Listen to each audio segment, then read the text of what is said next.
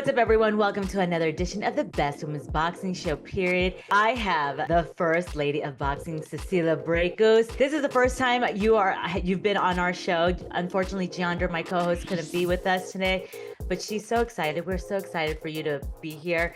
And sadly, it's going to be for the last final fight, the last bell, the last dance, the last hurrah, Cecilia. How are you? I'm so sad. Why are you doing that? I'm going to be sad to know. It's time. And I think it's a good way to just, I think it's a good idea to just get out on top. I had some, a little bit of unluck last fight. Last fight, I was supposed to fight Kozin in Vegas. Mhm. Before that, I got a draw in England, which I believe that was a win in her hometown.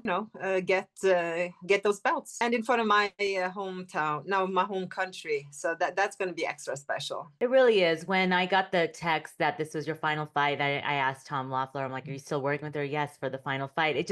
It made me sad. But then I also understand that you've been in boxing a very, very long time. You are a trailblazer. You are a future Hall of Famer. There's so many things more to Cecilia Brækhus besides boxing. And so it's always been an honor for me to interview you, be your friend, and just chat with you, have fun with you, and just now to give your final send off before October 4th in Norway. You guys can catch it on UFC Fight Pass and also VK Sports Plus in Norway. You mentioned your opponent. How important was this? Because you are the interim WBC super welterweight champion. How important was it for you to fight for this belt and maybe not maybe a rematch with Terry if there was a rematch for that? I'm not sure. Oh no, she does not want to rematch me. Okay, fair. The next best was Emma, because obviously we all wanted, Claressa could have been a choice, but she's heavyweight right now. But Yeah. Ema Kozin, I know she's looking to come back down for some fights. Trust me, I've talked to her about this. But Ema Kozin, she does carry the WBO and the WB straps in your division. So if you were to win this fight, win, lose, or draw, that's it? Like if you win it and then you vacate and that's it? That's it. What came to that conclusion? I know there's a lot of thought and a lot of praying and a lot of meditating. How did you come to this conclusion? I'm hanging up regardless. It's time. And boxing is, especially when you're from a country, a small country like Norway, time is not on your side. First, it was the COVID, which was stretched out. There was not a lot of fights going on there. And then we had our fight with in Sheffield in England against Terry Harper. Against Terry Harper, yes. And after that fight, of course, he wanted a rematch, but she changed weight division. Yeah. So we finally got Kozin after a lot of work. That was a lot of work. We finally got her to agree to come to Vegas. And then suddenly she had all this trouble and couldn't come. So luckily, Maricela stepped in. Maricela is a warrior. She was in shape and she was, she gave me some incredible rounds. And we fought for the WBC interim belt. Mm-hmm. But all this time is taking boxing, politics, fighters with the bunches of excuses here and there. So it's frustrating, and if this was 10 years ago, it wouldn't be a problem. But for me, I want to have a life outside of boxing too and see how that is. Experience that. I started with martial arts when I was 15 years old. So my whole life has been this, and I loved it with every cell of my body. So, but it's time for another chapter. But I do want to retire with a proper belt. And we finally got Kozin in the ring. Finally. We'll just pray it's still happening. It's still far out, but yes, we pray. But no, it is really bittersweet because when you think about it, just looking at your accolades, and I was very honored to even be on the call. I thought you were going to cry. I was like, did I just make you cry? No, but like when you closed out the final HBO show, only women's bout with you and Kaylee Reese, and for you to just go on with your career, a lot of highs, a lot of lows. It's really been a treat for little girls that are gonna watch your fights later on to like study who you were as a boxer. They're gonna really understand why you were the first lady of boxing. Like you said, you want to retire with some straps. Ema Kozin. I mean, she's game. You guys have a very similar record. And I mean, I'm going to ask you the very boring question. What do you know about her? Because we're going to get to the better stuff later, the juicier stuff. Don't threaten me with a good time, but yeah, Kozin. Ooh, what I mean, she has what I know about her right now is she's been on the couch for 2 years, and I really hope she sees this. Which I just which is crazy to me. She's a world champion and she's like in her mid-20s. She should be out there calling out everybody or fighting anybody, just proving herself as a champion. Like, she's in her prime. When I was undisputed, I just wanted to prove why I was undisputed. I wanted to fight the best. I never ducked anyone. So for her to not have been fighting, when we step into the ring in October, she hasn't been fighting for 2 years. That is absolutely insane to me. But I do know she's a very, very tough fighter. She's a southpaw, so she definitely is going to bring the heat because she does not want to leave without the belt. Oh yeah. I mean, 2 years, you just think of all the fighters, let's just even take the men out of it. The women, they're the ones calling out. I mean, especially women in boxing, you have to move up and down in weight. If you're going to look for straps, you're going to be calling out people in a different division. You guys will somehow make it happen. Well, I can't wait to see it. I mean, Ema, did you hear that? She's saying some fighting words, calling you a couch potato. I mean, that's the American version of what she just said. That was like what I said, but okay, fine. Yeah, sitting on the couch, that's technically a couch potato. I mean, I'm just saying. Yeah, you can go with that. I mean, because retirement is a really big, you've seen people retire, unretire, and it's like, we don't like, Tyson Fury, but I know I know you, like once you're ready, said and done, that's it. So what is the next step? I know you've already been a model, you've done a lot of things. Do you plan on still having any kind of ties in combat sports or boxing, maybe open a gym? I don't know, or are you just done? That's it. No, definitely not done. I'm done in the ring, but definitely not done with boxing. I love boxing, professional boxing. I love the people. I love, everything. No, not everything about it. But no, I love this sport. So I definitely have some kind of presence. But I do also have a lot to do in Norway. So I think the most important for me is that when I step out the ring on October 4th with the belts, I'm going to be busy. Like, I'm going to be busy from morning to evening. We see a lot of fighters. We see a lot of athletes who just, sit on the couch.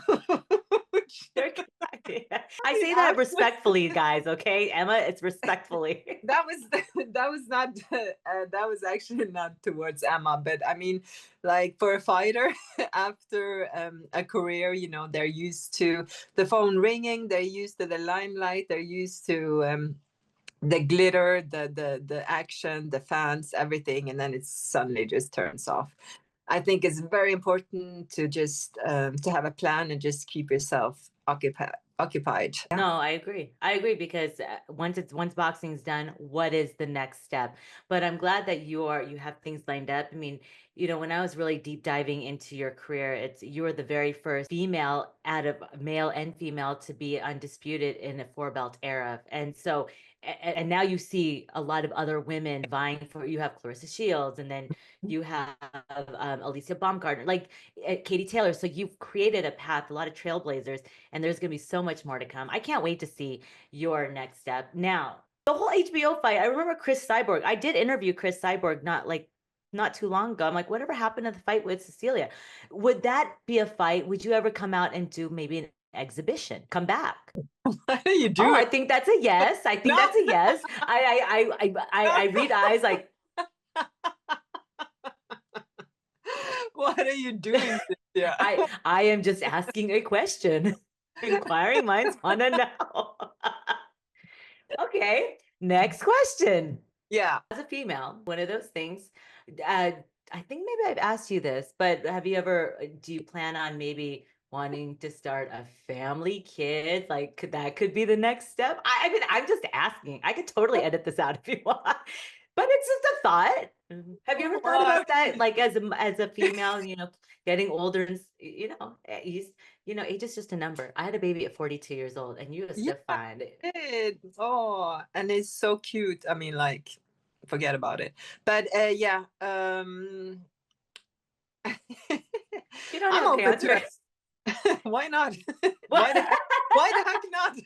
Why not?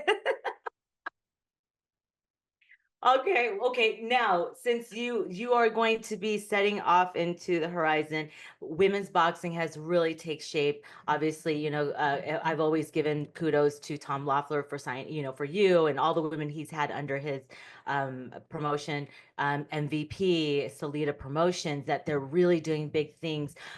What you're seeing in women's boxing right now, the landscape, how excited, like, talk about that, because you didn't see this before. How exciting is this for boxing fans around the world to witness? It's so exciting. Like, and also the Olympics, the women was allowed into Olympics. So with that also came more resources, a better team around the female fighters, and the participation of women, and also the level has just skyrocketed. I've been sparring a little bit with Caroline Dubois here, and I mean, the level is so high. Like, it's amazing. I love it, and it makes me so happy. It makes me so exciting. I'm so happy they don't have to go through all that bullshit we had to go through. So I'm very happy. Of course, we have we still have a way to go, but we're getting there. And the girls, they can fight. Yeah. Now, you obviously, Norway banned boxing. I mean, it wasn't even legal. And I remember we talked about it. You were fighting like in like basements, like underground. Now, what you see, the country of Norway, what you've brought, you're like a national hero, a sports hero. Does Norway and the people of Norway, how have they embraced women's boxing now after all these years?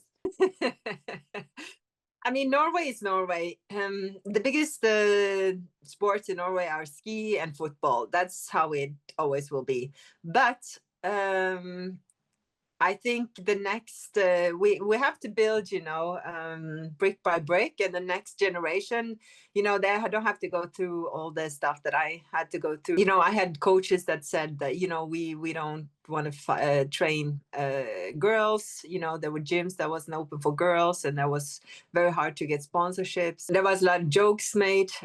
So I'm just super happy that, and of course we weren't able to go to the Olympics. So the situation for the next generation is just completely different now. But it takes a little bit of time to build. But there are some big talents coming up for sure. I'm gonna ask any fighter, like, it really tested you, everything. Oh, that was deep. Which one was the one that tested me the most? It's all right. You've had such an incredible career. I'm just going through the. I can only imagine your mind. It's like a movie of all your fights in your Of all mind. my fights. Oh, she hit me there. I got hit in the face there. I socked her back. I mean, it's so incredible hard question, because all my fights have given me big lessons. All these women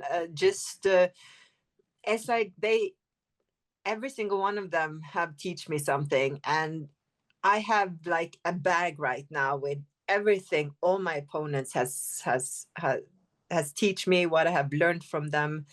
So for me to kind of like,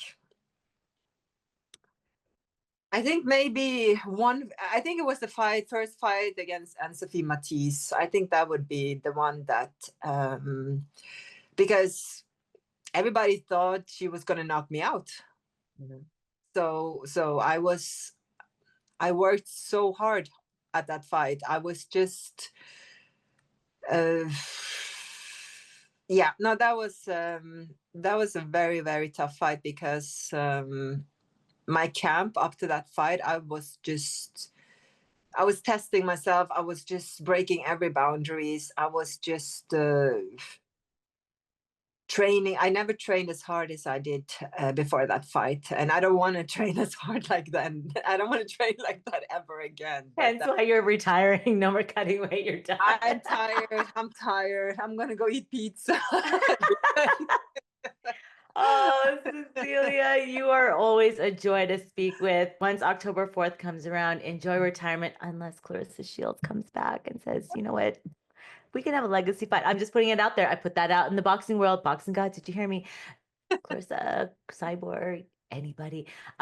Good stuff. Big fights are on the horizon, or this big fight is on the horizon, and an even more beautiful life that you have built for yourself is you're about to go live and live fully. So best of luck to you. It is always a pleasure, and I love you, Cecilia, the first lady of boxing. Oh, I wish I can go to Norway. I miss you so much, and I miss you. When are we going to Mexico again? I don't know. WBC, I think they're in Thailand this year. I don't know where they're at. Well, why don't you come to America? Yeah, I need to get to America. Oh, yeah. Yeah, just come. You should enjoy. Okay, I gotta go. Yeah, I'm gonna take a picture here. Oh, ready? Picture taken. Thank you, Chloe. Thank you so much, Cecilia, and best of luck to you guys. Make sure you tune in October 4th on UFC Fight Pass. She is fighting in her home country, Norway. Ema Kozin, she is going after those straps, WBO and WBC super welterweight straps. The best of luck to you. Kick some ass and enjoy life. Mwah. Bellissimo. Thanks, guys, for tuning in to another edition of the Best Women's Boxing Show, period. See you guys at the fights. Bye, guys.